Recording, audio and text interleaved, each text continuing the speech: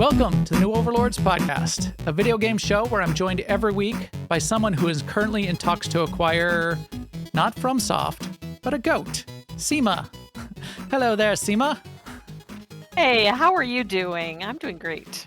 I know I heard that I'd heard because I encouraged you to seek it out, but I heard you actually did inquire what it would take to acquire a goat, didn't you? Why don't you? I did, and now I'm an expert.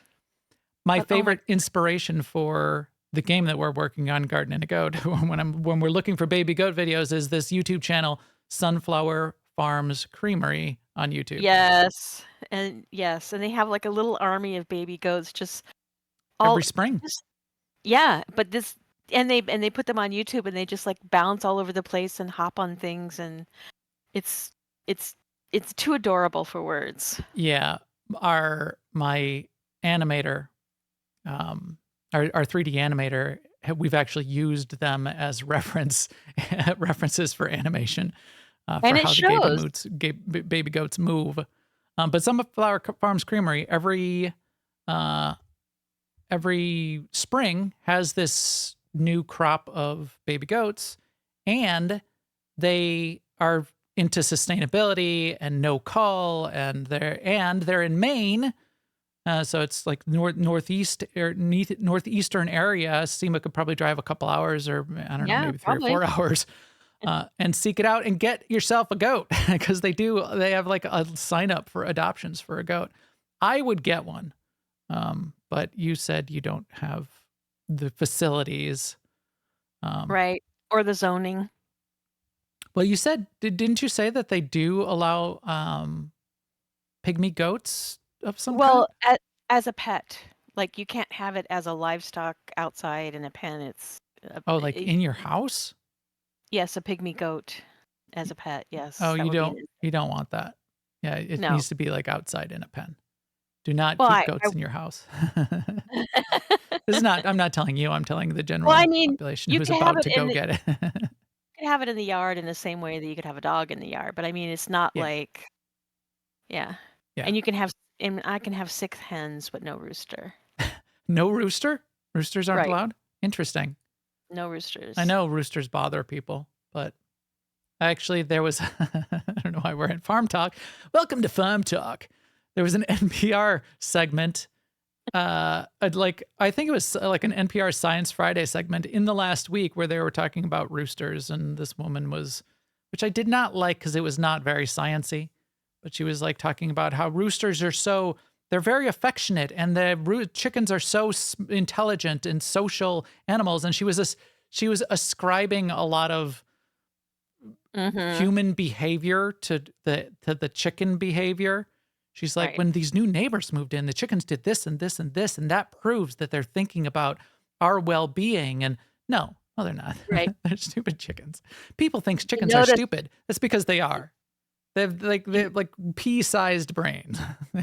Notice that you had missed your insulin shot, so they came and gave you the shot. Right. Yeah, exactly. Anyway, that is goat talk. Go see our baby goat animation. We show some of the concept art to the modeling to the actual animation that we have in engine now for our baby goat, which is inspired by some of these goats at Sunflower Farm Creamery. It is quite fun. I have a little joke in there. I started the script. I say, first, our artist sketched a goat. Then she sketched 20 more goats because she did. She literally, and we have these sketch sheets where she did 20 possible goats, and then she narrowed it down to 6 where she combined features of 3, and then she did a color sheet with like 8 different color variations, and then did a final like orthographic views. Anyway, that's not what we're going to talk about today. Today we're going to talk about Star Wars: The Old Republic. Broadsword had a dev stream, and we get to hear more about 7.6, right? I keep forgetting the number. I do too. Too many games, too many numbers, but yes, 7.6. So we'll walk through that and hear a little bit about what's going on with 7.6. And then later, if you want to get into something a little bit different, but still I'm counting as games and video games, especially mobile games, which I've really been into the last 2 weeks, is the New York Times games. So we're going to talk about that too. And then there's some game news. Yeah. There's some interesting stuff going on there. Like Starfield. Starfield's got an update. They did it again where they dropped something and included a vehicle and didn't even telegraph that it was coming. So good job on them surprising us with fun toys. All right, but let's start with some games that are changing. Game changer. Game changer. Game changer. Game changer for. Game changer for the industry. Star Wars: The Old Republic. Game update 7.6 Galactic Threads. Big live stream with lots of people participating, which means Jackie did an amazing job in getting it all sort of put together, because that's her job, to get all the guests lined up, get everybody prepped. So we got to hear from a lot of people, and we got to hear a lot of things. So let's plow through it a little bit.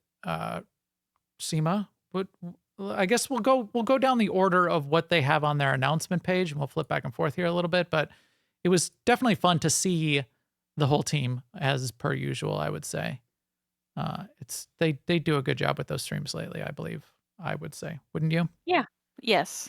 And I'm like you, I'm really impressed with Jackie, but I also am so impressed with Eric, because I don't, this was on my mind today when I was rewatching it. It's like when Eric first became a community manager, and he was just starting to do that from coming from his history of being a content creator.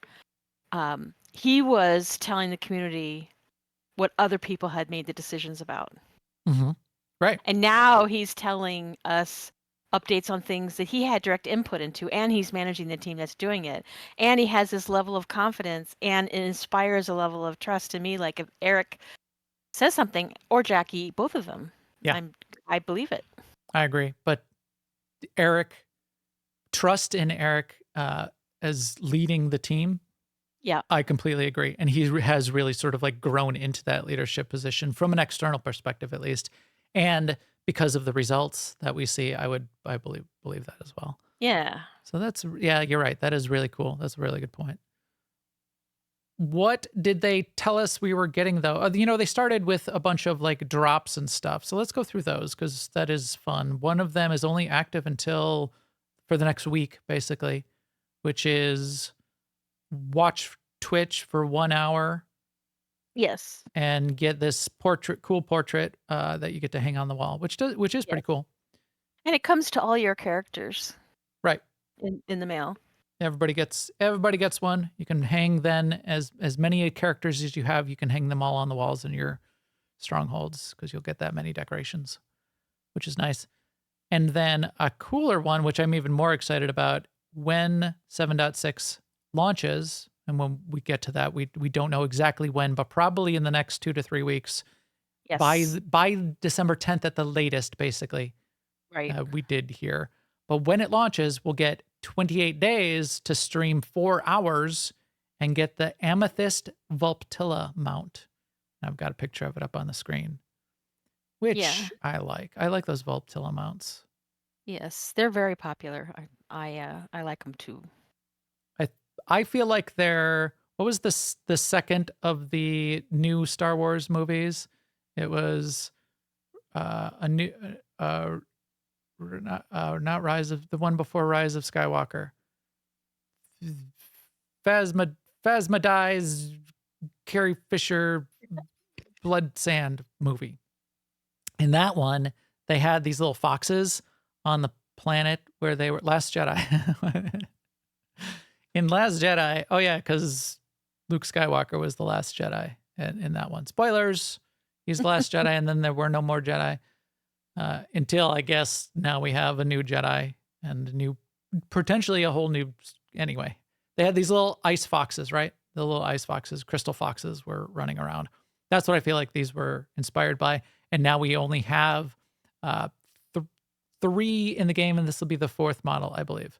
There was the blue one, the red one, and then the opal, which was a special one that it's still very difficult to get, and it's a rare code to get that one.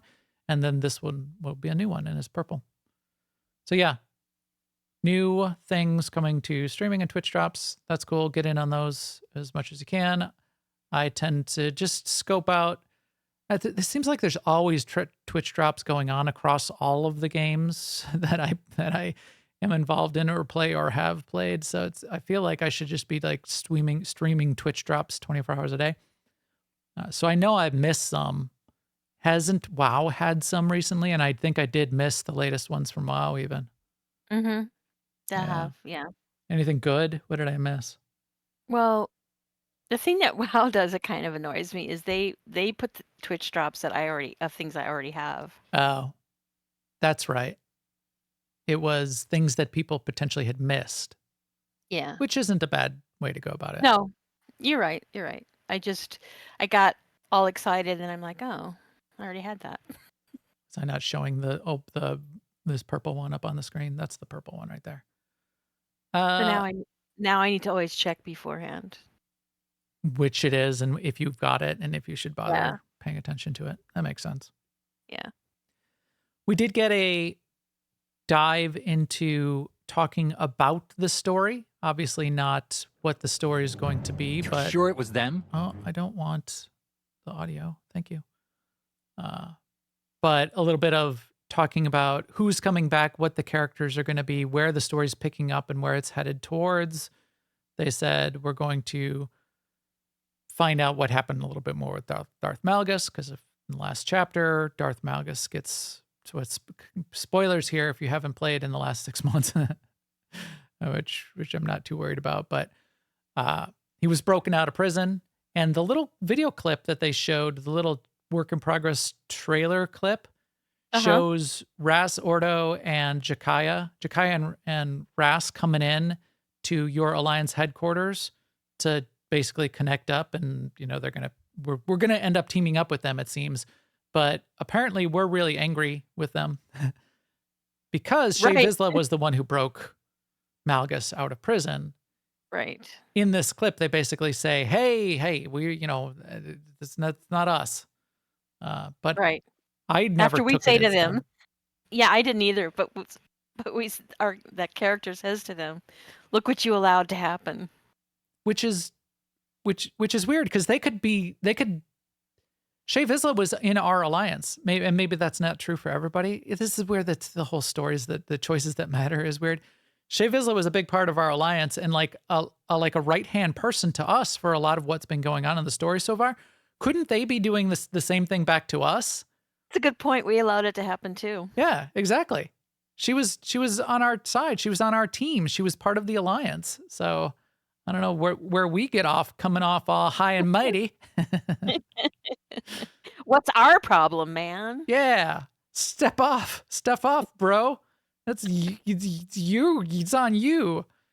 Anyway, I like Jakaya and Ras Ordo, and if Shay is gonna kind of get sidelined out of leading the Mandalorians at this point, which it kind of feels like it is. That seems like the setup. Jakaya, her little speech, that said she was never the best person for that job. Right, which is weird, because this is I'm going to save the Mandalorians, but I'm not going to run them, kind of a thing. Yeah, which, I mean, if she feels like she's doing the right thing, why does she have to feel like she needs to step aside?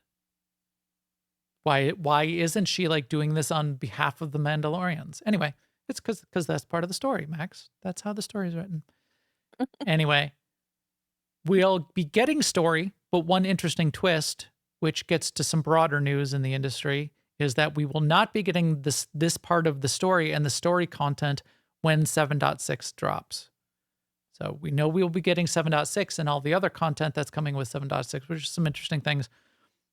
Soon, this is going to be delayed.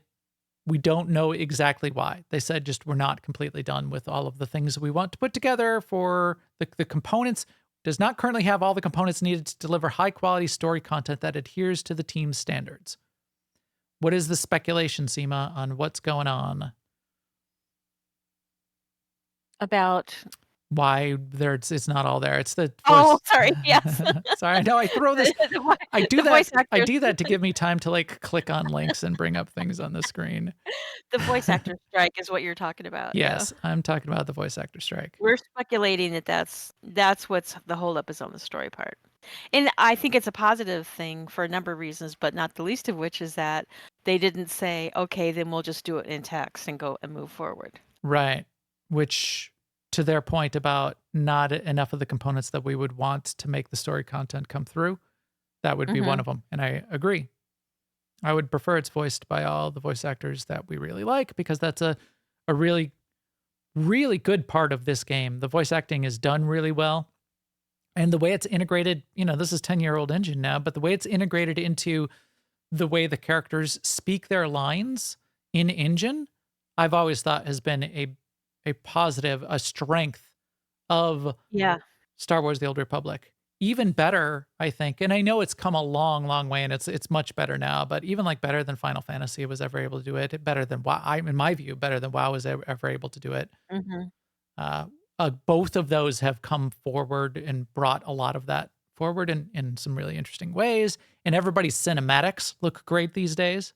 Like WoW's cinematics are just, unbelievable. And same thing with Final Fantasy. But the parts that are part of the game in engine, all of the little clips and cutscenes, Star Wars: The Old Republic has always done it so well.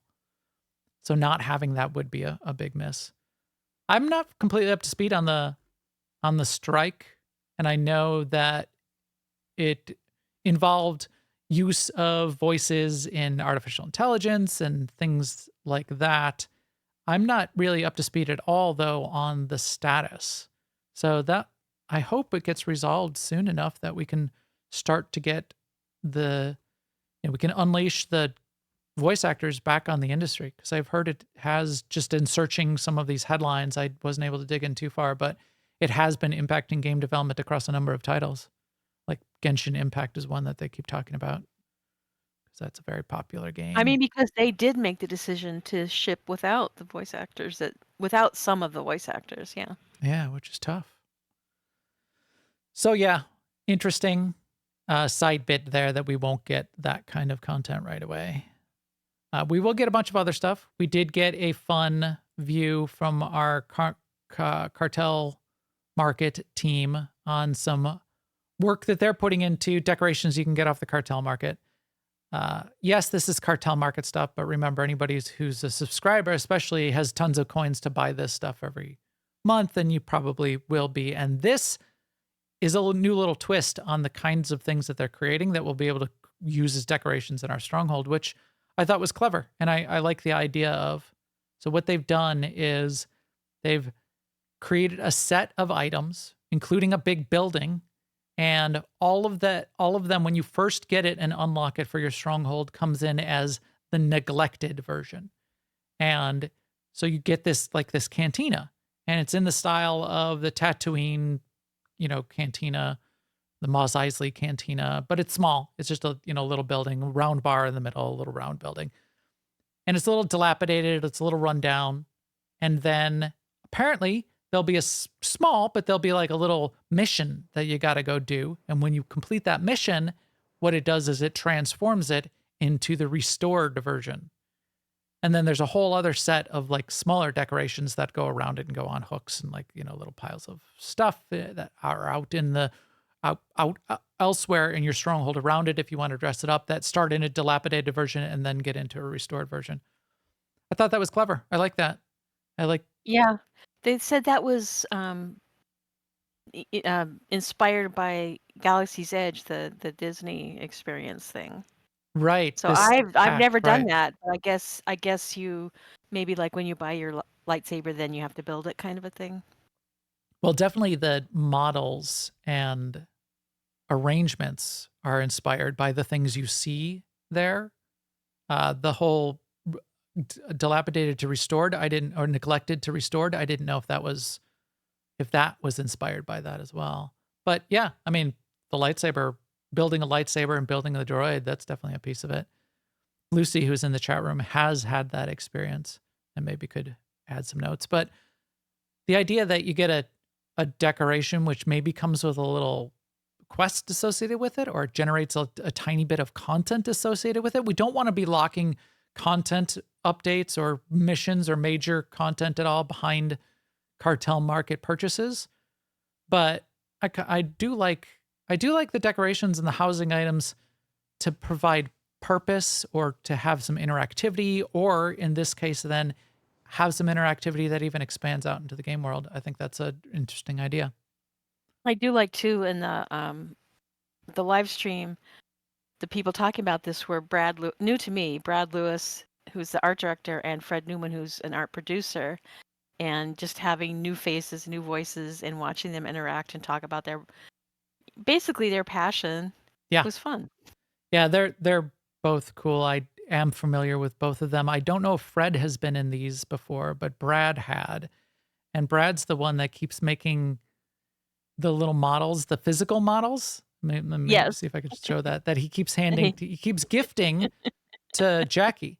And he made her. Hello, everyone. Let me just mute this whole tab so it doesn't do that to me again. But he made her this time a lightsaber, one of the lightsaber models that's going on the cartel market. I forgot which one it is. It's modeled off of somebody's famous lightsabers, one of the characters, if somebody remembers. But it was funny too because Eric said, waving "Is he it around. handing you those things so that you can't throw a fan at me?"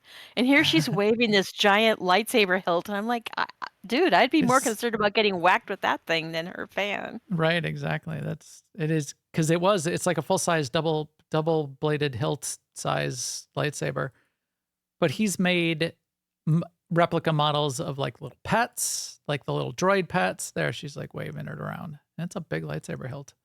But it's so cool. He's a master creator of both the digital content, which is what we get to see and experience in the game, and then as a hobby, he makes physical models of a bunch of it just to sort of experiment with it more. And, a lot of 3D printing and that kind of construction, which is really amazing. So yeah, it was fun seeing those guys.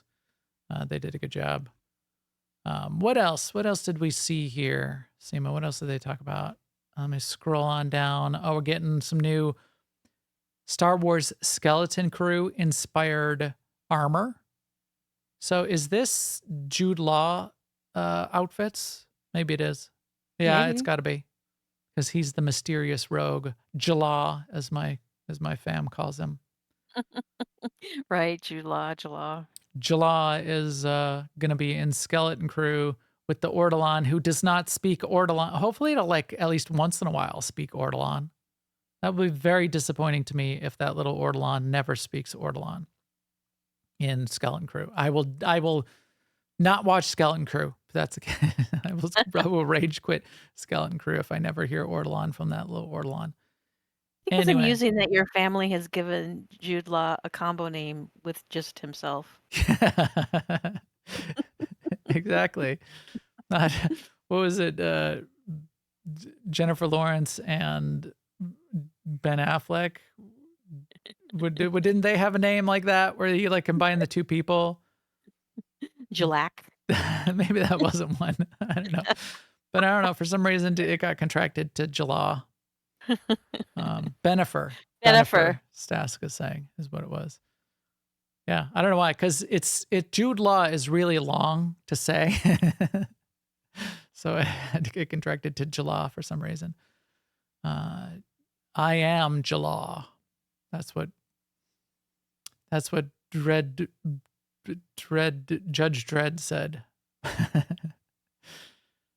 So cool weapons, cool armor, and cool lightsaber blades all coming to the cartel market as well. This long hair is coming to the cartel market. Can you change its color? Or is it just the red hair? No, I think you can change the color. Oh, because it's just the long hair. Right. And that's coming to everybody, right? Yeah. Yeah, it's a current, I guess it's an existing one without the attachment in the front. So I think by attachment he meant bangs. Bangs, there's one as a bang. I don't know. I don't remember a robot thing or a jewel or something, but I assume you can just use the sliders like every hairdo.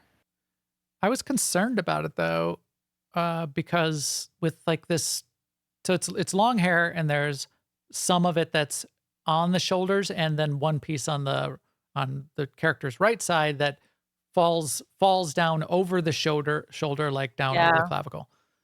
Yeah. That's gonna clip. That's gonna clip into everything, won't it? I don't know. I feel like sometimes with hair clipping, and not just this game, but a lot of games, they just go, it's gonna happen. I know it's tough. Just clipping in general happens all over the place, and it is a very difficult problem to solve without like basically doing simulations, real-time simulations, which are very expensive from a processor and performance perspective. So I don't know. I would expect it's going to clip, and you're going to have to deal with it. Then they also announced a new purchase bundle. This sounds to me just like, well, it's 180 days. You do have to buy it. Yeah, you do have to buy it because you're buying the cartel coins with it. I did not Right. buy the last one. Did you buy the last one? No, because it was very bad timing for me, because it was like 1 week after I'd already paid for 6 months, and so I didn't Right. want to pay another $100. But however, this one, It's like coming my up in 6 your months is time. coming up in January, so I might think I put a mark on my calendar to think about it in January, whether I want to like, Interesting. yeah, because I do. This mount right here is on my list of the favorite things that they showed in the stream. I just really like it, and I like the idea too of it has a speed boost that you can use not just when you first mount it. It pops up as a extra action button, Oh, so you can like mount and start and then click it. really? Yeah. That is nice. That's OP. That's pay to win, man. Anyway, I don't need the mind if cartel coins. I don't really care about the dyes, although these are good dye colors, metallic yellow. Yeah. And mounts, it is a really cool mount, but I feel like I get every cool mount and then I use the one that my character always rides and never pull them out. I mean, it is a really good deal because in January when my 6 month comes up to renew, it's like 80 something dollars. So this is the same amount of time plus So for like an extra cartel coins. 10, $15, you get the mount, 5,500 cartel coins, and 2 dyes. Yeah, you're right. Yeah. Yeah. I mean, even the $80 for 6 months is a good deal. So it might be 88 or something, but that's the range. So it's $99. So it's about the price of the latest World of Warcraft mount, but you Yes. but you also get 6 months of subscription time, tons of cash shop currency, a mount with it, and then extra dyes and some extra things thrown in. Yeah. Curious and curiouser. It's a much better deal than the WoW mount for $90. That's true. WoW mount for $90. You guys, wow. I don't know what you're doing But there. I do. I mean, I do know what still, they're 'cause doing. I bought a version of that mount in game, Yes. like 5 years ago for 5 million gold. And you could do that now, right? If you had enough gold to buy enough WoW tokens. Right, but if you did, it would be more like 15 million gold. So it's sort Yeah. of like, what I wish I had that 5 million gold back, and I maybe would buy the $90 one. And pay the $90 for it. Well, then Actually, just pay $90 for the 15 million gold. no, because 15 million gold no, it doesn't work out. Well, if you like It's much buy cheaper. $90 worth of WoW tokens and convert it to gold. It would not be Oh, it doesn't convert. It's not a 1-to-1 conversion. okay. What I'm saying is you can't buy WoW tokens with gold. What am I saying? You said If you you did- wish you had that 5 million gold Right. back. Right, and then I would pay the dollars. Actually, I haven't thought this all the way through. Yeah, I probably would never pay the $90. Right. However, You wouldn't pay the $9. I definitely won't do it since I don't have the 5 million gold anymore because, whatever, I already spent that. So my point was you have the mount and the $90. You could, if you really wanted that 5 million gold, you could take some subset of the $90, buy WoW tokens, and convert it to 5 million gold. And I then don't you would think get everything you want. What I'm saying is I don't think it would be a subset of the $90. That's why I'm saying the $90, by one way of looking at it, is a good deal. It's way cheaper than 5 million gold. Oh, I thought you said. That's what I was trying to get to. is that it doesn't work out money-wise that way. If say it's 15 million gold to get $90 worth of WoW tokens, and then I have $90 worth of WoW tokens in my account, and then I put those on the auction house to convert them back to gold, how much gold would I get back out? So the way I was looking at it is, if I were to buy enough WoW tokens to get my 5 million gold back. See, Yeah. a WoW token only goes for like 250,000 gold or less. So it's a lot of WoW tokens to make up 5 million gold. And then I still wouldn't have, I don't know. I So still the wouldn't have the sell $90. price and the buy price for currently a WoW token is 279,000 gold. Right. And is the buy price and the sell price the same though? The buy price is like $14 or $15. Okay, so for $15 you get 279 gold. So Right. why did you say it's more like 15 million? Wouldn't it only be Because 15, okay, 30, 45? I was making up the $15 million thing, but I mean 15 million gold part, the number. But what I meant was it's not equal. It's like I can't get my 5 million gold back and then use that to buy this because I wouldn't get it back. I wouldn't get $90 worth back. Right. Okay, cuz it's much cheaper than 5 million right now. Yeah, I mean the 5 million the $90 is much cheaper than trying to do it with gold. Cuz it's or only like something. a million gold is what Oh, the it WoW is token. in WoW tokens is what it's looking like to me. Or or what, like 1.5 No. million? No, that's not right. Lucy says Is it's it? 279K for $20. So So if you spend 4.5 times 279,000. Somebody do the math. yeah, Just that would be like a fifth of what I paid for the yeah, Broadsword 1.5 million. hat. So I Yeah. thought you were saying it would be it was 10 times that. It's like one WoW token was costing 2 million gold right now. Instead of No. 279,000. Well, where did No. the 15 million come from? Is that you're saying like that's the I inflated said price of what it would have been back then? no, I'm saying I made up the 15 million. I was just Okay, saying alright, that's no, what I was just confused me. saying it's way more. I just picked a number because it's like way more to buy if you tried to do it with gold than than $90. I'm saying if you go straight to the $90, it's much less than if you try to do it by buying gold with money. I still don't get that, but that's okay. We can move on from that. It's way You- less. It's way less in gold than what you paid. You paid 5 million in gold, and I could get it today if I happen to have 1.5 million in gold. It's way less than what you paid in gold. How would you get it with 1.5 million gold? I would go take my 1.5 million gold to the auction house and buy WoW tokens. And you would get For 6 WoW tokens. Yeah, 6 WoW tokens, and that's enough to buy the mount. Oh, maybe I will then. maybe you will. What? You already have the mount. No, it's a different mount. Oh, The one I have has the AH and a merchant, a vendor. This one has the AH and a mailbox. oh, which is actually more convenient than a vendor, because you need the mailbox with the AH. That makes more sense than a vendor and an AH. There's other mounts that have the vendor on them. So. You got screwed. I know. I got screwed 5 years ago. Anyway, to wrap it up, it's Star Wars: The Old Republic. Now that WoW mount talk is done. Wait, what is this? Right. Now I'm scrolling down. I missed it. Oh, so we already talked about this, the dynamic encounters. We're definitely getting that. We're getting as you do the dynamic encounters, they confirmed that there will be some rewards that come from doing the dynamic encounters out in the world, which is very cool. I think they should do as much of that as they can. There's an armor set that you can get. There's a pet that you can get. It's like sort of like kind of like rare drops. And then we're getting the lair boss, which we said that's cool. And then they kind of like then the PvP season is starting.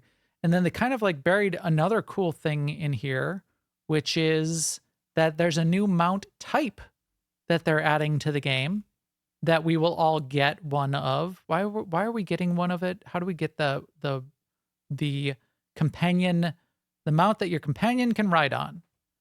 We're all going to get one of those, but I forgot why. It's either going to be a streaming thing or a subscriber reward. I think it's a subscriber reward, isn't it? I know. I think okay. I just watched this today, but I think the one that your companions can ride on is like a cartel market thing. Okay. The one that's just your pet, we can get from whatever the meta is going to turn out to be for dynamic encounters. Okay. I hope I got that right. I thought there was one they were giving us as a subscriber reward.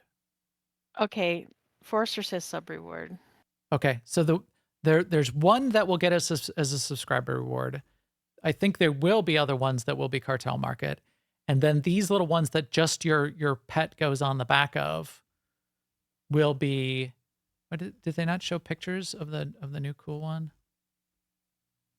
Best view. So this is something we've been asking for a while. So yeah, your pet can just whatever mini pet you have out at the time when you mount up on this will ride on the back of these little mounts, which is super cool. And then there's a version of it that whatever companion you have out and pet will jump on the back of the mount. Yeah, here it is, and like ride in a sidecar, which is super cool. So there's Lana Bonico riding in the sidecar of a mount and a pet riding on the back. My long-term plan is to use Bessie for companion. I mean, that that plan may change. So I'm actually more excited about the one that just carries your vanity pet with you because I won't be able to use the companion one because Bessie won't fit. Right. They did say some of the companions will not, like Bessie, will not ride in that sidecar. Yeah, that's sad. Because Bessie would be a good companion. How far are you along on your Bessie? I'm in the level 10, which means I think there's a level. There's 11 levels, but it's a lot. The level that I'm on right now, so I'm just slowly working my way through it. Yeah, that's cool. That's another cool sort of set of sub-content. Oh, Zen, that's a good question. He wants to know if he'll be able to activate heroic moment because your companion would be technically out. Oh. That might be a bug that you can discover, Zen. Because then you can, while mounted, be force choking people. That's my favorite use of heroic moment, is to be able to get access to force choke. All right. So yeah, lots of good stuff coming to Star Wars: The Old Republic. Lots of good, interesting little design additions to the game, new little functionality that they're adding. I just like going through it and thinking about it from that perspective too. I like the companions riding on the mounts with you. We've been asking for that forever. I would like them to retrofit that into any existing mount that has a seat in it, an extra seat, a passenger seat. That would be great, but they don't have to.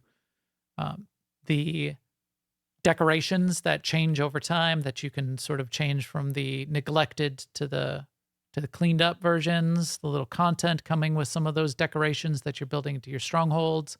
I wonder if WoW is listening. We did hear that WoW will be getting housing content. We talked about that last week a little bit.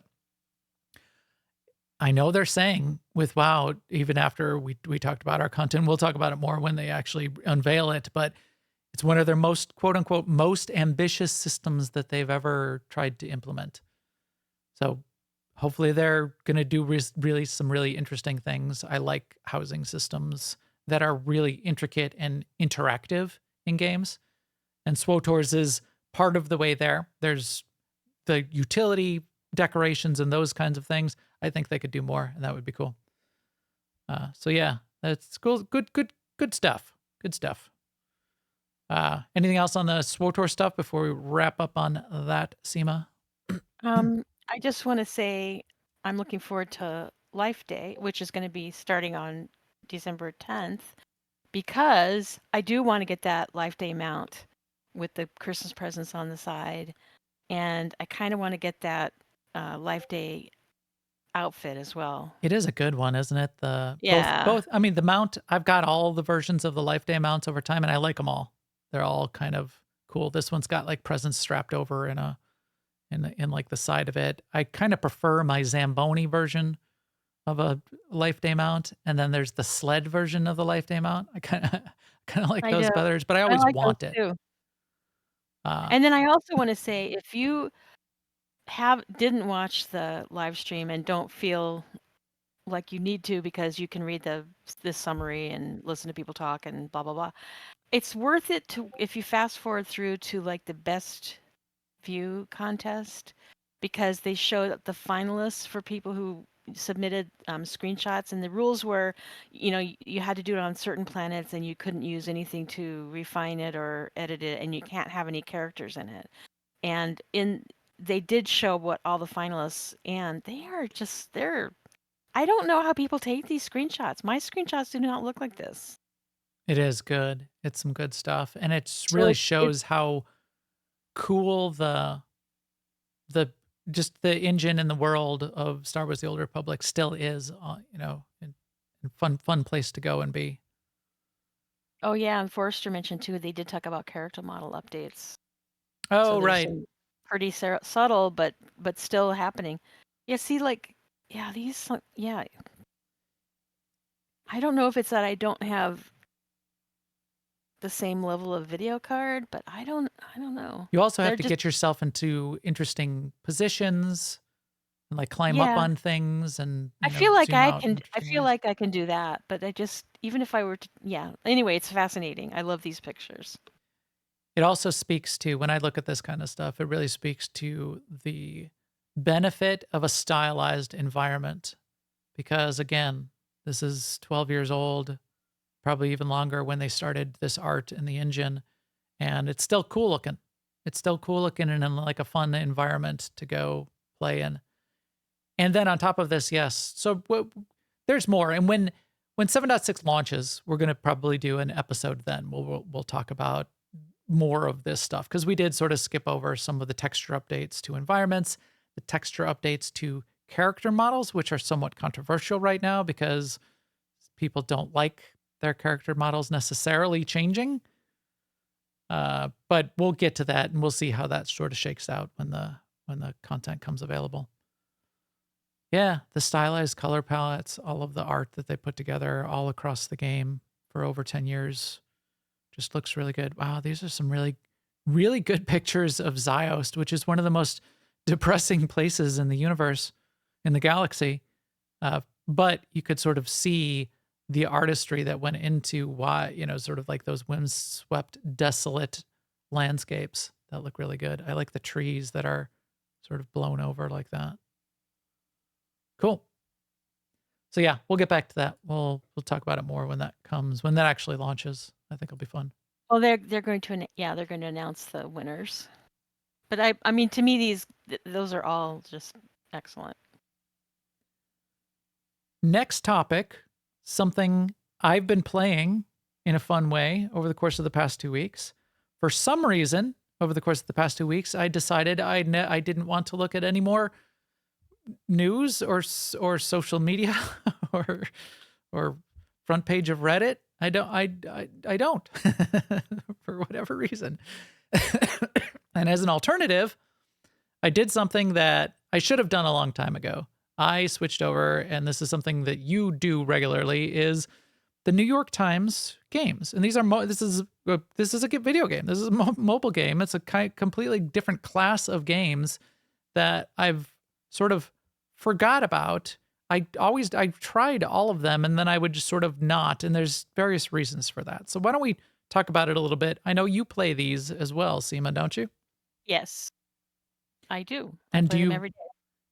do you play?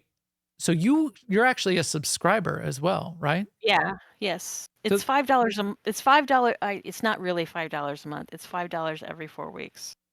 So if you're a budget nerd like I am, that's how they messes you get you. up.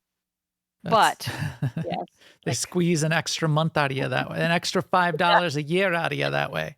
Yep.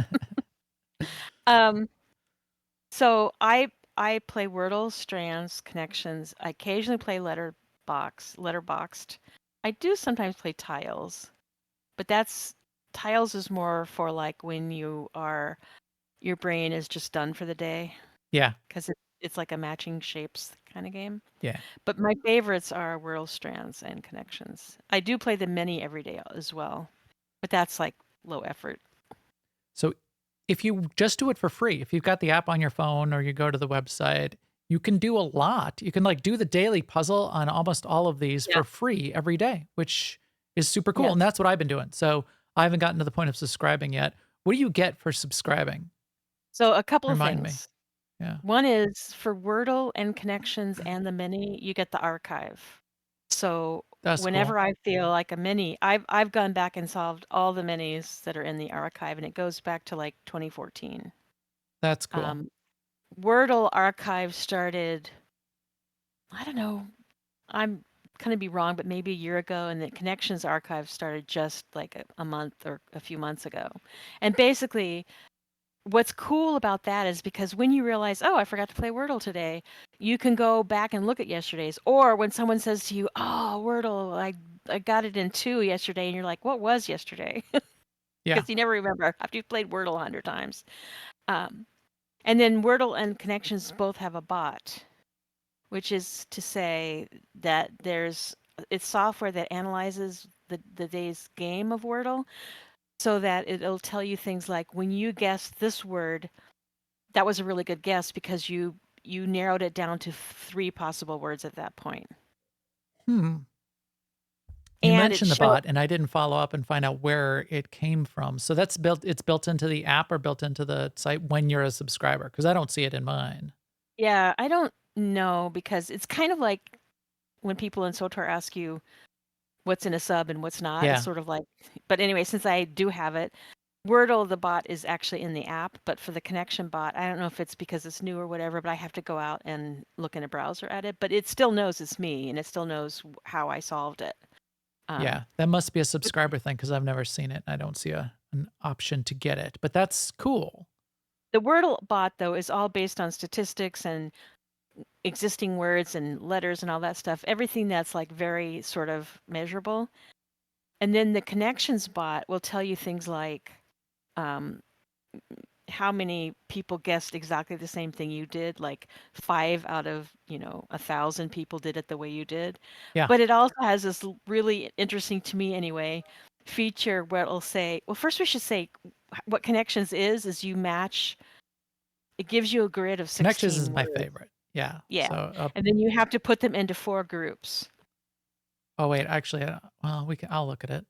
I usually like to save Connections in case I'm going to do it with my daughter, but it's 16 words arranged 4 by 4, and Right. it's 4 groups of 4, and they'll trick you too. It'll they'll Yeah. name They have 3 things and red herrings. or like 5 things that sound like they go together, but one of them actually goes with something else to sort of confuse you. And then there's each of the groups in theory is supposed to be like an easy, a medium, a hard, and a very hard difficulty levels of each of the 4 groups to figure out. Yeah, this is by far my favorite, and I save this one typically till the end of the day. And I like to do it. Hank Green, he does his daily vlogs and that kind of thing, and every once in a while he solves this. And I know other content creators do that as well. They just like they're solving and talking through them solving it. But he did this thing where he likes to solve it all and then sort of like figure out which is the hardest to easiest and sort of do it in that reverse order. That's the way I like to do it as well. However, what I think is hard and what I think is easy doesn't necessarily work out. I'm learning now after 2 weeks what they think is hard and easy, because I'll figure it all out and I can now usually guess which is the hard one. But the ones in between, the less hard, I don't get those necessarily match what they think is easy and hard. What you're calling the hard ones, which is purple, Yeah. they call the tricky ones. And the purple ones take a certain form. So, of course, you know which ones are going to be the purple one. They they have a word missing or they have letters missing, whatever. If it's an anagram or something weird like that. Yeah. If they come together as a group, it's not going to be the purple. Okay, that's what I was sort of getting. That now, maybe that's well known by people that know Connections, but I was deducing that after 2 weeks. Yeah. Yeah. So what the bot for Connections does then is it tells you like based on the guesses you made and the other thing about Connections is you get like 4 guesses, and then the game it's game over. Yeah, right. Yeah, Um, 4 wrong guesses. Yeah, Uh, you yeah. can't do it again. Nothing. It's just over at that point because it tells you the answer. It's like, nope, Yeah. here it is. See you tomorrow. What the bot, one of the things the bot will tell you is like, of the guesses you made in the order you made them, where did you stand among all the other people? So like I say, like 5 out of 1,000 did exactly the same thing that you did, or 5 out of 7 did what you did. It'll also tell you it assigns a skill level to the way you did it, which is based on, did you make any mistakes? What order did you do them in? Like if you get an extra point if you do purple first instead of Yep. last. And you get an extra, I think, 3 points if you do it in reverse order, which would be purple, blue, green, yellow. Yeah. Because blue is trickier than green and green is trickier than yellow. Don't always agree with those because Right. sometimes they just come to you more easily. Right. Exactly. But the thing I really love about the bot is that it also gives like an AI answer to what it thinks people were going for in their wrong guesses. What they thought. Like how many people did this wrong guess, and what were they looking for? Like, and it'll say like ingredients found in a stew ? Or something. Oh, that's interesting. Yeah, I thought that was very interesting. So, and the other thing I like about it is it's brief. It's just brief. Yeah, they all are. Yeah.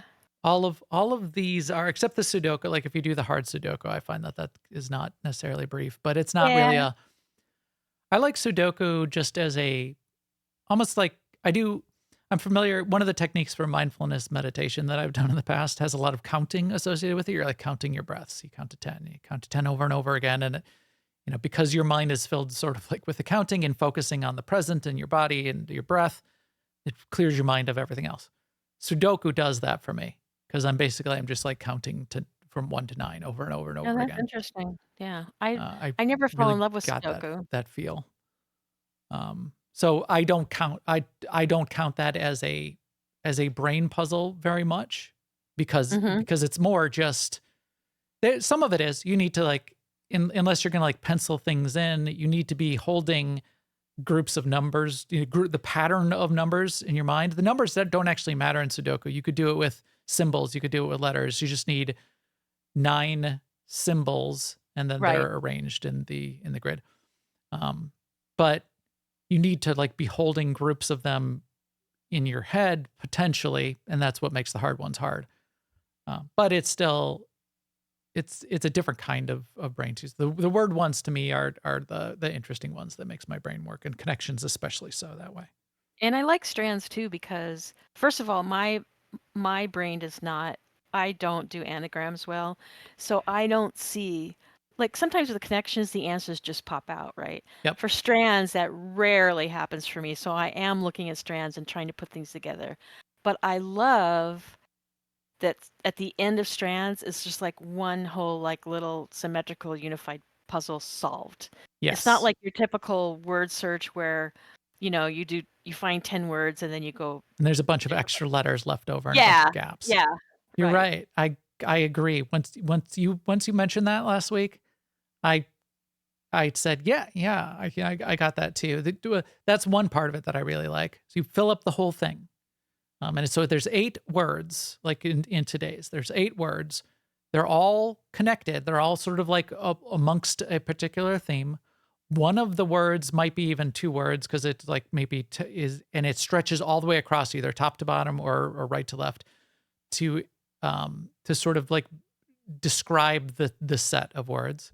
But it fills up the whole thing, and it's really pretty when it's done. Yeah, that one. Yeah, that's a special case. That one's called a spangram, and that one can be a proper name or 2 proper names or 2 words or whatever. But all the rest have to be one single word and not a proper name. Yes, one single real word, which is interesting. And then another thing that I like about this is by guessing words or like choosing words, they may not be part of the theme, so they don't count, but they build up your ability to give yourself a hint. So this game, in a more meta way, is also very self-contained. Like if you want to give yourself a hint, that's up to you. It's Right. here in the game. You don't have to like go looking on the internet at Forbes magazine, today's strand solutions, you know? When I So do these, when I do all of them, I kind of try to do them like no hints, minimal well, who number does of tries. who It's just doesn't? for fun. Yeah, exactly. Yeah. So Yeah. but I've watched my daughter do it, and it's like she's willing to like sacrifice a try to get it done more quickly. Like on Wordle, she'll put Yeah. a word she knows is wrong to eliminate Oh yeah. letters. I do too. The bot does that as well. That's a perfectly fine way of playing Wordle. I don't do that, but that I know. because it's different, and you could do it. You could do it any of those ways. So I like that Right. you can like give yourself these little different ways to go about doing it and challenge yourself that way. One thing I Right. don't like doing, and this is probably a reason I'm happy not subscribing, and this is a reason that I stopped doing Wordle, is I had this weird fear of missing like failing the Wordle, because when it had cookies in the browser, and it was from the very first time I was like going to the Wordle site, it was telling you how many times you've got it right and what your score was, right versus wrong, and how many times you missed it. And I had like Mhm. perfect score. And once I have a perfect score, I don't want to break my perfect streak.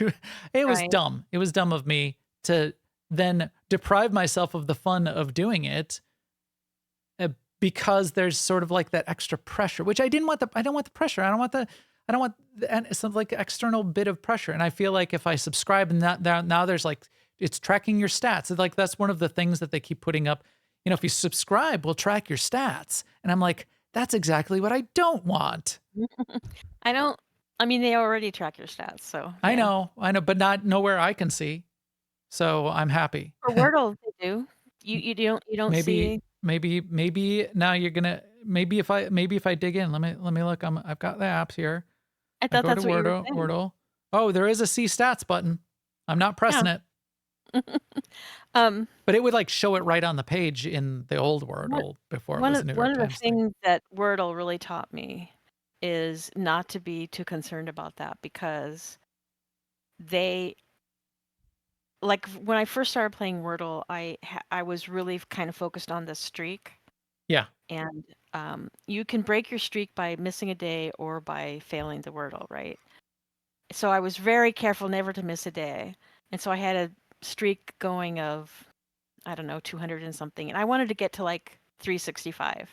Yep. And then one day I came back to Wordle and it was like, oh, start your streak of 1 today. And I'm like, what? And that was totally random. Like something Something happened. broke, something reset. Yeah. Yeah. And and I was like, I tried to, and I read about it because I was like, oh no, and this is important. And I read about it online, and people were all over the internet were complaining about it. And some people had like proposed fixes. They said, you know, they screwed up doing something with time zones, and if you change the time on your computer, that you can fool it into getting your streak back. But that didn't work for me, and so it taught me That was a that gift, Sema. That was a it was gift. Yeah. it was a gift, that the streak is just another number. I see. I have And, so much problem with streaks. That's so. I'm glad I don't see it. I'm glad they don't like show it on the and front page, because you know how I one am of about my streaks. one of my sisters said to me, "Why don't you just skip it like every Sunday, so you just Right. never have a Right. streak?" Exactly. Someday. Which I didn't do, but I do. But nowadays I do sometimes miss, and the reason I miss is because I'm out having my life. How many You years know, did we not miss a podcast for when we I first started know, doing the podcast? I know. And now I'm going on 11 years. Oh yeah, I'll be starting my 12th year on January 1st I'm running every of day. running every single day. I've not missed a day, running a minimum of 2 miles in in over 10 The years. power, And the power of the 2013, streak. January 1st, 2013. Wow. But But what yeah, the tur but streaks. Yeah, yeah, that's so streaks get me. I got something in my brain. in It's like, general, do not give me another streak. the Wordle streak was interesting to me because I learned that I didn't have control over it. Yeah. But it's good to Right. internalize the message or the lesson for even things you do have control over. And I'm not Mhm. talking about the running because like what could be bad about running every day? That's a No, good one. but still, Keep that one. even like giving yourself that submitting to, you know, something that's like an outside force that's controlling you beyond what you might want to be bothering to do, that doesn't Mhm. necessarily matter. It's gamification of the world, and gamification of games in particular do this to some degree. So you're right, being Right. conscious of when this gets imposed upon you as a feature is a really good thing to be Even aware even of. even if it comes from your own brain. I noticed Reddit added this as a quote unquote feature in the past month or two. They added achievements and streaks and that kind of thing. They're gamifying, and it'll pop up. It'll get a little notification that says, "Oh, you're on a 6-day streak of visiting Reddit. Don't break your streak." Yeah, you'd love for me to not break my streak, wouldn't you? Because that's money for you. But You've paid me money 5 days in a row. Don't break your streak. Give me more money tomorrow. all those all those ways of gamifying though don't work because they're leaving out the biggest part about gamifying is providing rewards. Right. Well, with them, they're trying to do like little stickers and avatars and, you know, like the kind of like a little achievements that you get, which you get in video games. Uh, but the best rewards we know are intrinsic. So those are extrinsic rewards. When a video game or something like gives you, you know, gives you something. Intrinsic, which I much more feel with the New York Times. If I take the streak stuff away and I just ignore that, the intrinsic reward of feeling like I'm keeping my brain fresh and feeling like I'm smart, no matter how smart you actually are, because you found the word noodle in strands. Anyway, you feel that way, and there is some some benefit to doing a little bit of a mind puzzle rather than mindlessly doom scrolling. That intrinsic feeling like there's intrinsic value to something is very, very powerful, and I like that. I also feel like for me, and I think it's true for you too, these games are social for me too. Like my sisters and I usually, and my nieces, we usually um, have a comment to make about one of them, like Yeah, like oh I got backwards order on connections today, or the other thing that I forgot to mention about um, connections is it kind of solves itself too, because like if you get 3, right, then you've got the 4th one. right, And the way you oftentimes do it is that 4th one, or for me, is it could be the one that I had no idea where they were going with that. right. Like Or like it'll be like what the definition of a word was. right. Well, it'll turn out to be like the first syllable of each word was Yeah, the first 4 months of the year. and I'm like, okay, I wasn't close to figuring that one out. right, right, exactly. Or it's like the first syllable of 4 um, teams on the WNBA. Right, they'll No. throw in the sports teams every once in a while in various ways that I'm not fond of, but I'm picking those up now because I know they do it. Mhm. But yeah, and if you get one wrong, they'll tell you like, "Oh, you got 3. The 3 of these you got 3 out of 4 on this one." So then you know that like one of them that maybe didn't seem so right anyway, that you just need to like maybe swap that one out. But Yeah, they but will. You'll like figure a that bunch out way and you'll get like red, blue, green, and carbuncle. And you'll be like, "Oh, I solved the other ones. It seems like all of these go together. I guess carbuncle's a color. I don't know." But so you get yourself into a situation where you like just then can just solve the other ones, and then it solves it and it says, "Yes, colors." And carbuncle apparently is a color. So tell me again what your favorites are in order of the stuff you do in a day. well, one of my sisters and I, we do Foodle every day, which is outside of New York Times. It's a Wordle style game, but it's supposed to be for foodie related words. And Fun. we mostly do Foodle because it in sometimes it's just terrible. Like it's words not only that I didn't know but never heard of. And sometimes it's like a plural of a 4-letter word, which Wordle doesn't tend to do at all. And sometimes it'll be something like meals. I guess that's a food word. Foods. Like yesterday it was weeds. Oh, the new popular thing is having weeds from your salad. And I'm like, I Oh, think I don't okay. know that you know what popular means. But one thing about Foodle that is kind of cool is that once you solve it, it gives you a little blurb about why they came up with that word, like what it means. And Interesting. also it gives them an advertising platform. So when that comes up, sometimes it'll be Oh. like one of the words in the title of a cookbook. You know, click here and you can buy this cookbook. Exactly. Yeah. You know, Ina Gard's new cookbook is all about onion.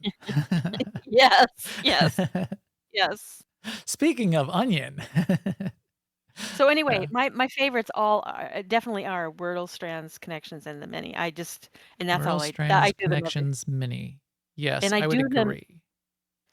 I do it in the order of how they are in the app, which is Oh, Wordle, Connections, Strands, and then the Mini. I do That's how not. I Yeah. usually warm up with the easy or medium Sudoku.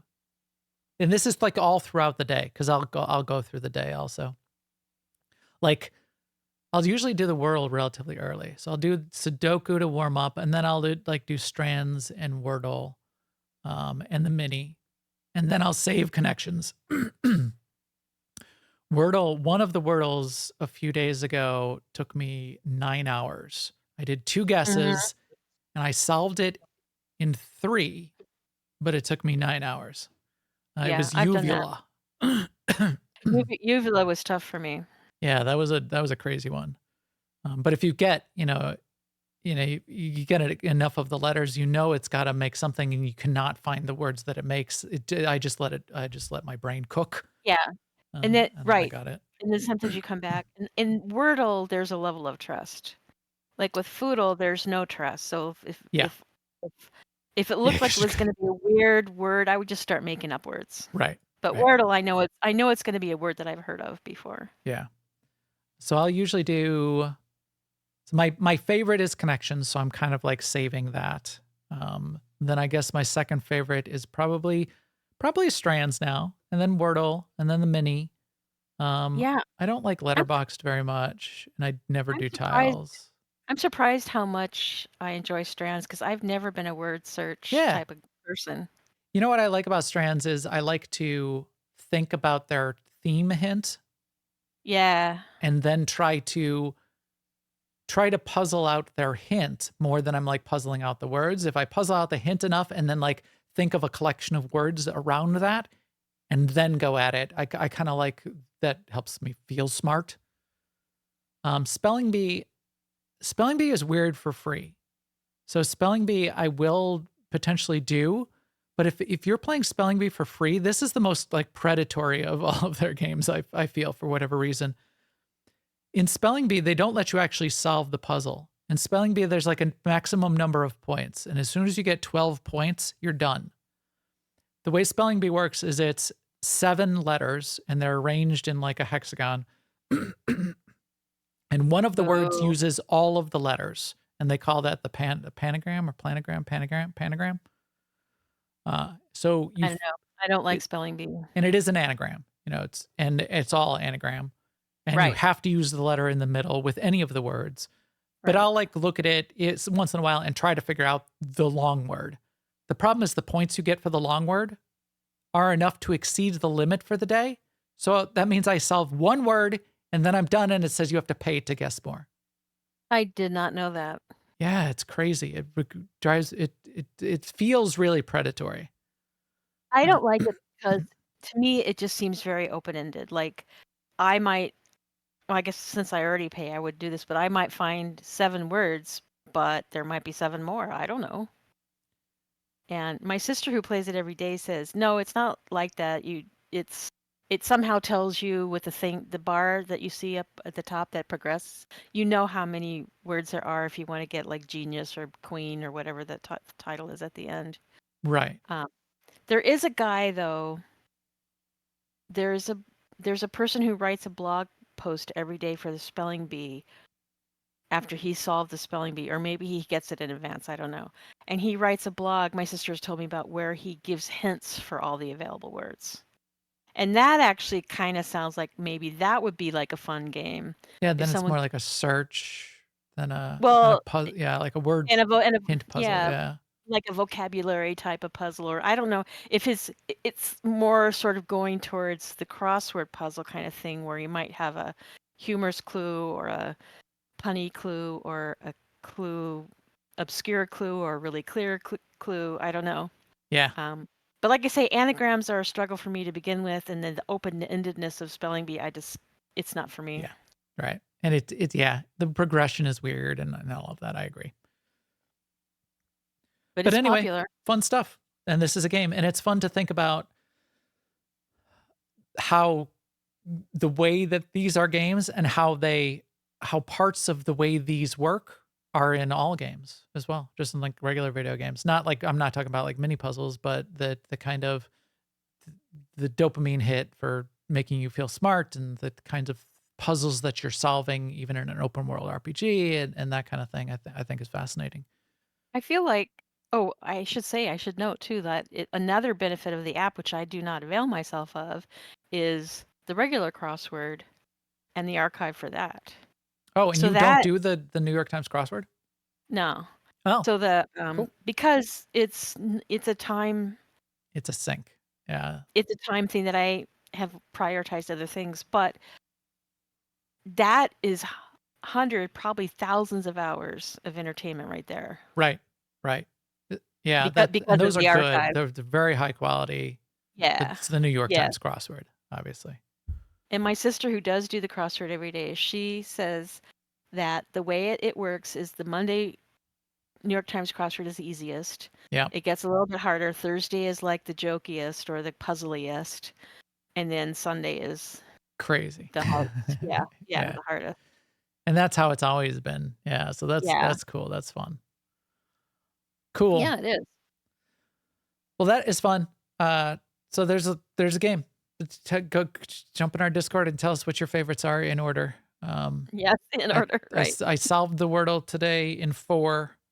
So I was happy about that. And connections I have not done yet, so I'll do that later. Let's wrap up with a couple bits of news, because I thought there's a couple fascinating things, but we've talked plenty today. We talked a lot about game design and different kinds of games, something completely different. But let's hit the news button. Good news, everyone! So just to wrap up with a couple news things that I thought were interesting. One is that Bethesda did a fun update for Starfield that came out yesterday.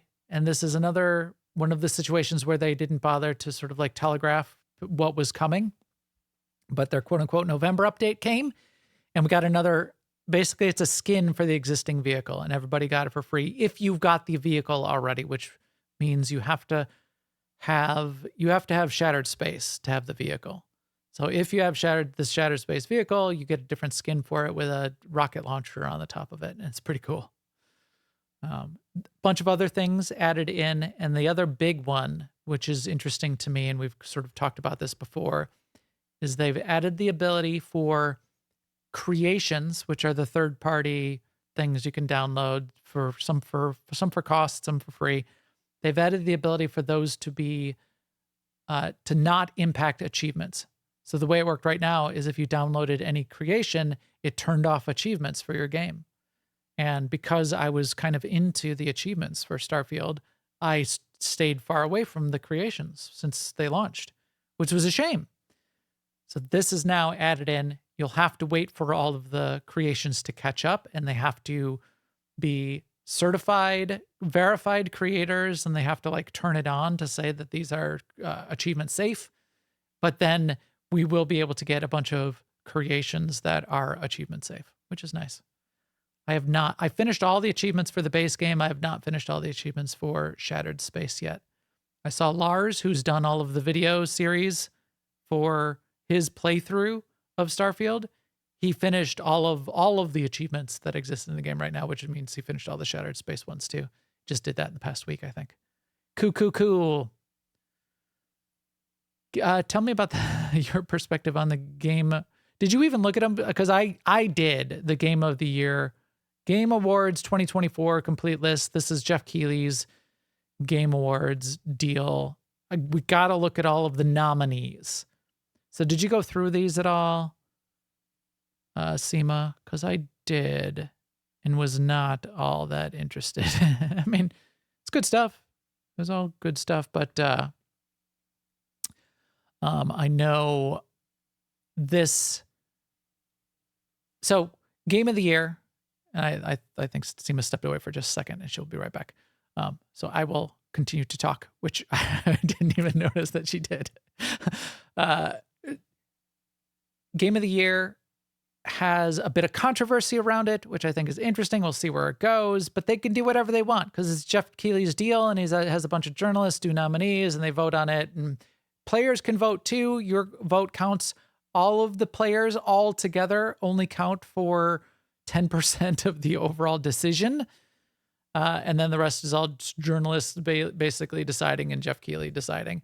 As Forster says in the chat room there, Elden Ring DLC, Elden Ring Shadow of the Erd Tree. Forster says Elden Ring DLC shouldn't be an option. I kind of agree, and so do a lot of people, and that's kind of a little bit of controversy swirling around this, and there's discussion groups going, saying, this doesn't really seem right. And of course, then there's games journalists writing articles about that controversy. It does seem a little weird for the DLC, a second chapter, an extra bit of content for a game to be one of the 6 nominees for Game of the Year. The other thing that's also in the Game of the Year list is a remake, like a remaster, Final Fantasy 7 Rebirth. Technically, a lot was done in Final Fantasy 7 Rebirth. Okay, maybe. And technically, it's a huge expansion for Shadow of the Erd Tree, and it's really good. So again, okay, maybe. But it's definitely something that's up for discussion amongst the community. Now, Jeff Keighley and they can do whatever they want, and they have. And I almost wonder, Sema and I in the pre-show were batting this around. Yeah, we were. If, hey, Sema, if they did get to this and they said, hey, if we put this in here, if we put in Elden Ring's DLC as Game of the Year, people might talk about this. And then they said, what? It could cause controversy? Definitely put it in. So maybe that's what's going on. But yeah, so Game of the Year, Astrobot, Balatro. Balatros are the real standout in here. Because everything else is like these big AAA things. Balatro's the standout side weird fun thing that's in there. I gotta try that one because I think that's an Apple Arcade. But Astrobot, Black Myth Wukong, Elden Ring Shadow of the Erd Tree, Final Fantasy 7 Rebirth, Metaphor ReFantazio. Fine. Best Game Direction, all of those also. All right. Then okay, fine. I think maybe look deeper then and into direction and see if there are games out there that really shine from a direction perspective and don't just go, these were good games, their direction must have been good. That's what it feels like, but maybe it was. Best Narrative, almost all of those, but Silent Hill and Senua's Saga got thrown in there as well. Art Direction, all of those, plus Neva. Score and Music, all of those that we've already heard, plus Stellar Blade. It just seems like a relatively boring, obvious choices, which is fine. Innovation and accessibility. So Dragon Age did get a shout out in innovation in accessibility. So that's fun. Games. Do they have an arachnophobia mode? Oh, good question. Call of Duty Black Ops 6 is in there for innovation and accessibility. Now, I would bet that it's actually got a lot of accessibility features because Microsoft is really, really good about that. Of course, they may not have been involved enough. So that may all be all on EA developing the Call of Duty stuff. But Microsoft is big into accessibility and has a lot of both functionality and expertise. So things like Star Wars Outlaws, having some of that Microsoft special sauce around accessibility is potentially interesting. So we'll keep an eye on it. We'll talk about it when they get awarded. Indie Games, Animal Well, which is Donkey's published game, is interesting. Debut Indie Games, mobile games, Balatro is a standout in there. Isn't Asgard's Wrath Balatro a 2. card game? That seems weird. Yeah, but it's big. You know, it's works well on mobile as a result. RPGs. So best RPG is a kind of a weird mix because you got Elden Ring Shadow of the Erd Tree. So their DLC is in there as best RPG. And you've got like a giant, really good WoW expansion, and that doesn't count, or they just felt that like Final Fantasy VII Rebirth was better than the latest WoW expansion. Maybe they did, or Like a Dragon Infinite Wealth, which are fine. They're definitely good chapters in their respective series. But what they're leaving in, what they're leaving out, and definitely snubbing things like Dragon Age because there's enough controversy around that, and they could basically say it's not a good RPG. They could, but it definitely is. It's a fine RPG. But I don't know. Nothing. Now that I go deeper into a couple of these categories, there's a couple okay things in here to maybe look at and talk about.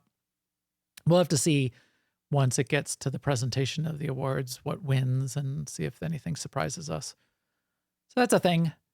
And then two just final headlines that we'll see as they evolve because we don't really know what the Microsoft Flight Simulator situation is. It was much more popular than they expected, and players broke the servers basically in launching it. So it has not been getting good reviews in the past week because everyone loves it and it's so popular that it now has a bad review as a result. It's in a weird spot. This is where we are now. That, you know, nobody goes to that restaurant anymore. It's too busy. Kind of situation. And then Sony potentially in talks to buy FromSoft, the basically the publishing house that owns FromSoft these days. That one is interesting in both all the good and bad ways of big public, the big giants buying up things. A lot of people are very fearful if Sony buys FromSoft, is that gonna break the magic of From Software? We'll see. We'll see. Right off, my first gut reaction was, oh, that would be terrible if Sony bought FromSoft. But that's also because I'm sort of like an Xbox fanboy a little bit. And when Microsoft buys EA, I didn't feel that way. So I recognize my bias in from that perspective. It could be perfectly fine for From Software and the future of the franchise. But maybe now that I'm coming at it from the other perspective, I do wish that maybe some of these were continuing to stay independent as well. I don't think there's a reason. Why is there? It just doesn't seem like a reason for From Software to need to be bought. They've got to be like flush with cash. So I don't see necessarily a value. Whereas with EA and where Blizzard and EA were at, in some ways floundering from a management perspective, I felt like that was a better opportunity to add some solid leadership in place that would potentially save some of my favorite franchises. Where maybe there's more going on in the portfolio around Kadokawa, which is which owns From Software, where it makes more sense. So we'll see. Anyway, that is enough. We'll be keeping an eye out on a couple of the games that are coming out in the next couple of weeks. Not a lot of things that are very interesting are happening right now, but there are a bunch of the holiday events that are starting in a few games. I've been playing a bunch of New World in the last week, and New World's got their holiday event with the turkey hunt that started today. That looks pretty hilarious and fun. And then we're going to have Life Day coming in Star Wars: The Old Republic, and all of like the winter fest things that are going to be coming across all the games. That's going to be a fun thing to look out for, even though we're not going to have a bunch of big game releases over the course of the next month. There are a couple. Path of Exiles 2 hitting early access, and Indiana Jones on December 9th, but not a lot of other big ones that I'm looking forward to. So I think that's a good wrap up. Sema, anything else on your side before we close it out for today? Nope, I think that's it. All right. For us, all the feed and subscribe links, of course, are on newoverlords.com, and our video is up on YouTube/newoverlords. Please come chat with us in our Discord at newoverlords.com/Discord. And you can also follow on all the social networks while they still exist, and we will keep you up to date there too. And with that, we will talk to you soon. Later, everyone.